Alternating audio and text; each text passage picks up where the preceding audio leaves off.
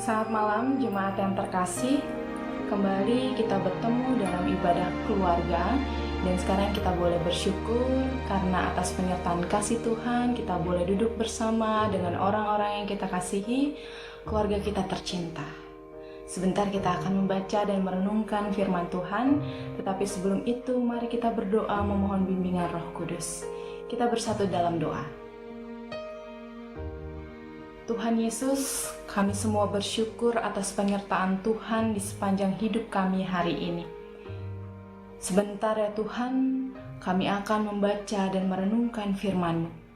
Tuhan tolong pimpin sertai kami semua dengan kuasa Roh-Mu yang kudus, agar kami dapat memahami dengan baik, dengan benar firman yang akan kami dengar. Dan firman itu tidak berlalu begitu saja. Firman itu dapat kami hidupkan di dalam kerja layan kami sehari-hari. Berbicaralah ya Tuhan, sebab kami anak-anak-Mu ini siap untuk mendengarkannya. Amin. Pembacaan Alkitab pada ibadah hari ini diambil dari 1 Korintus 7 ayat 10 sampai ayatnya yang ke-11. Yang begini bunyi firman Tuhan. Kepada orang-orang yang telah kawin, bukan aku, tetapi Tuhan perintahkan supaya seorang istri tidak boleh menceraikan suaminya. Dan jikalau ia bercerai, ia harus tetap hidup tanpa suami atau berdamai dengan suaminya. Dan seorang suami tidak boleh menceraikan istrinya. Demikianlah pembacaan Alkitab. Jemaat yang terkasih, sekarang saya akan mengajak jemaat sekalian untuk membayangkan sesuatu. Bayangkan saat ini kita sedang memegang 2 buah gelas di kanan dan di kiri. Isinya air dan juga minyak. Lalu kemudian kedua gelas ini yang tadi isi minyak, tuangkanlah ke gelas yang berisi air.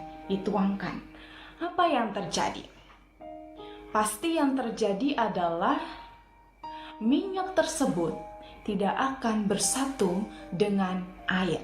Pasti minyak ada di permukaan air.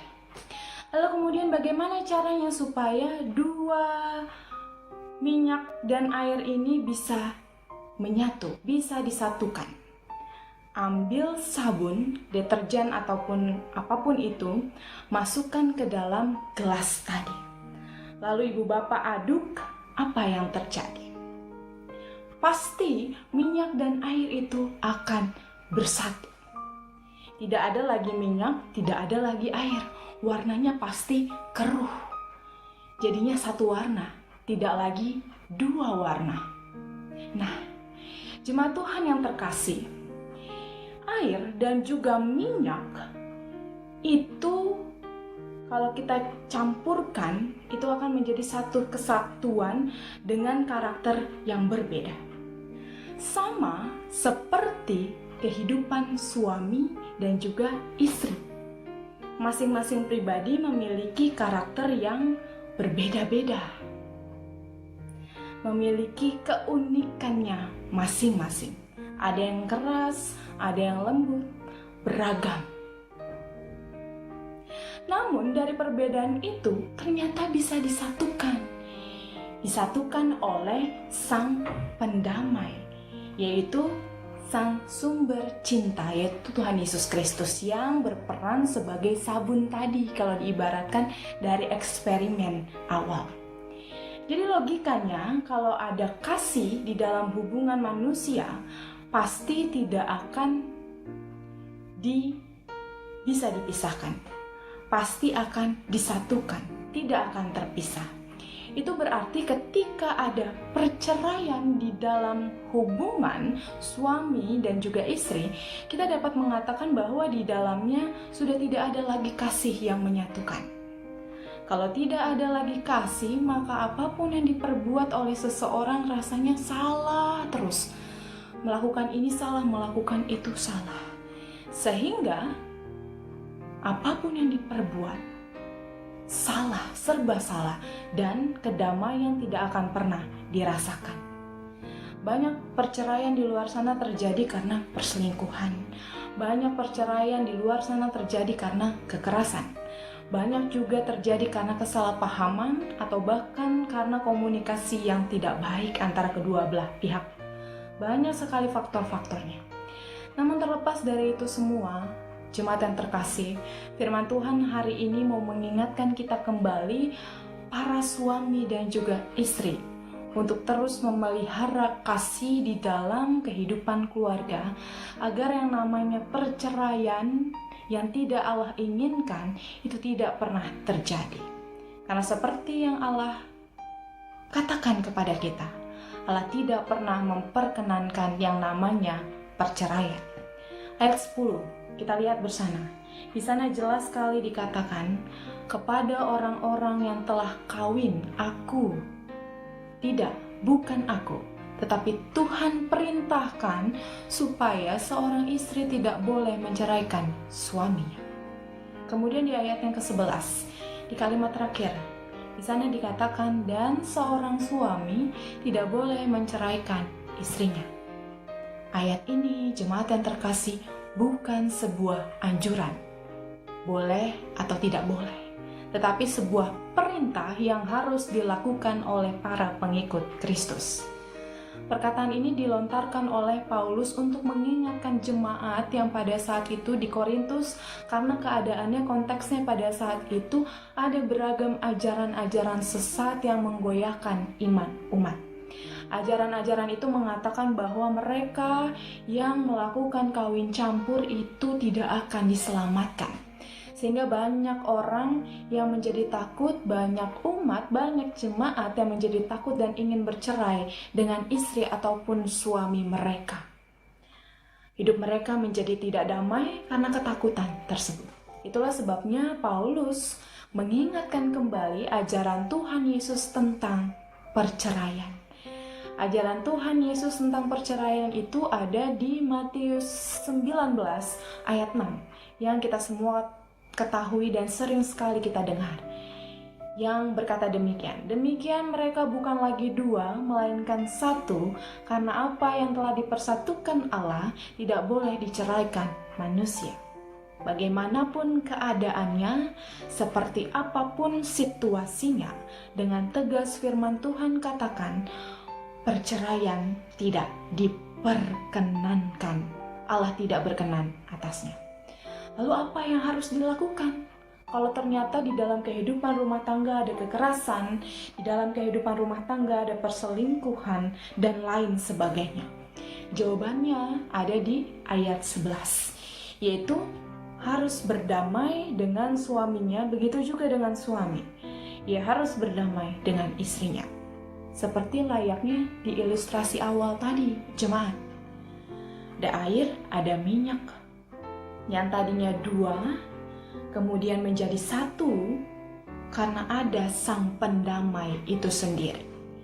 Maka untuk bisa berdamai dengan orang lain, hal pertama yang harus kita lakukan adalah cari dan kenali si sang pendamai itu sendiri, yaitu adalah Tuhan Yesus Kristus. Sehingga perceraian tidak pernah terjadi di dalam kehidupan kita berkeluarga. Ketika masing-masing orang mencari Tuhan Yesus, mengasihi Tuhan Yesus, bisa dipastikan orang tersebut pasti dipenuhi dengan kasih. Maka kita akan mampu memaafkan kesalahan orang lain, memaafkan kesalahan suami, istri, bahkan anak-anak kita. Dan kita juga mampu meminta maaf di saat kita melakukan kesalahan. Serta yang terpenting adalah ketika kita sudah memaafkan, kita sudah meminta maaf, kita tidak lagi melakukannya. Maka hidup di dalam keluarga kita akan damai, akan penuh dengan kasih. Kita akan semakin menyadari bahwa suami, istri, dan anak-anak serta keluarga kita itu adalah anugerah yang diberi oleh Sang Pendamai karena kasih-Nya untuk kita. Nah, jemaat yang terkasih, keluarga yang kita miliki saat ini, keluarga itu adalah perwujudan relasi manusia dengan Allah. Kita ini masing-masing adalah bagian dari tubuh Kristus. Dan Kristus sudah jelas tidak akan menceraikan kita, manusia. Ia tidak akan membiarkan kita lepas begitu saja kembali kepada dosa dan juga kematian. Karena hidup kita semua sudah dibayar lunas melalui kematiannya di kayu salib. Dan karya keselamatan itulah yang pada akhirnya membuat hidup kita menjadi milik Allah. Kita menjadi bagian dari tubuh Kristus. Sehingga pada akhirnya kita tidak bisa hidup seenaknya karena kita adalah bagian dari tubuh Kristus itu sendiri. Apa yang Kristus lakukan kepada kita dasarnya adalah kasih yang memperdamaikan. Nah, kalau kita tarik ke dalam kehidupan kita berkeluarga, terkhusus untuk kehidupan suami dan istri, ketika Allah mempersatukan, maka hidup suami adalah milik istri. Begitu juga dengan sebaliknya. Hidup istri adalah milik suami. Dan juga hidup anak-anak. Semuanya tidak ada yang tersembunyi. Semuanya terbuka. Sehingga kita tidak bisa lagi hidup seenaknya. Kita harus hidup dengan kasih agar masing-masing orang di dalam keluarga merasakan damai, merasa dicintai, merasa diperhatikan, merasa memiliki satu dengan yang lain. Itulah sebabnya mengapa dikatakan keluarga merupakan perwujudan relasi manusia dengan Allah. Karena kasih Allah kepada kita semua, maka damai itu tercipta. Karena ada kasih di dalam keluarga, di dalam kehidupan suami, istri, anak-anak, maka damai itu tercipta. Sampai di sini mengerti bayangannya, korelasinya antara kehidupan kita dengan Allah, relasi keduanya di dalam keluarga. Maka mari sekarang melalui firman Tuhan ini mau mengajak kita semua, mau mengingatkan kita semua bahwa ayo kita semakin pelihara kasih di dalam kehidupan keluarga kita dengan keberagaman yang ada di dalamnya, sehingga semua dapat merasakan damai dan perceraian yang Allah tidak perkenankan tidak pernah menghampiri kehidupan kita. Mari kita bersama mencari Sang Pendamai, yaitu Tuhan Yesus Kristus, agar kita mampu menjadi pembawa damai di dalam kehidupan keluarga maupun di dalam kehidupan kita sehari-hari. Mari kita bersama-sama menjadi agen-agen pembawa damai, agar kita tidak menjadi orang yang memecah belah, membuat perceraian dimanapun kita berada. Kita bisa menjadi tubuh-tubuh Kristus yang memperlihatkan siapa itu Kristus, bagaimana wajah Kristus di dalam kehidupan kita. Roh Kudus menolong dan memampukan kita mewujudkan firman Tuhan yang telah kita dengarkan. Amin.